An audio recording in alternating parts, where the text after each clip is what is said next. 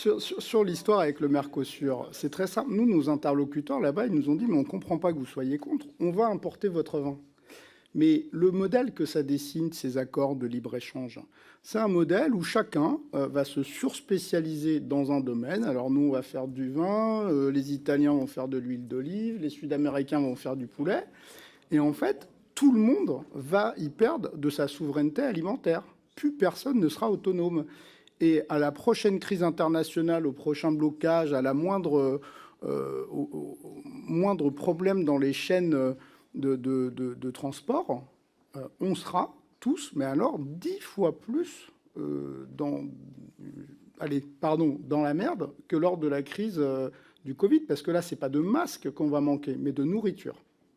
Aujourd'hui, malheureusement, l'agriculture n'est plus considérée comme stratégique. Le signal est clair.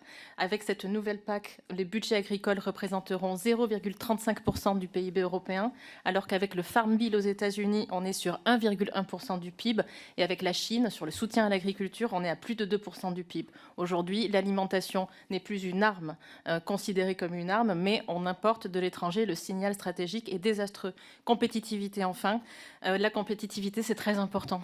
Parce qu'aujourd'hui, nos collègues, quand on leur dit il faut voter contre le Mercosur, ils nous disent chez vous, vous avez la fiscalité la plus élevée d'Europe, les charges les plus élevées, le temps de travail administratif le plus élevé, les surtranspositions les plus absurdes. Et votre agriculture est tombée bien bas et ce n'est pas la faute du Mercosur, parce que le Mercosur, il n'est pas encore en vigueur. Donc commencez déjà par nettoyer les écuries d'Augias chez vous sur la compétitivité en France et ensuite vous viendrez donner des leçons de morale aux autres plus tard.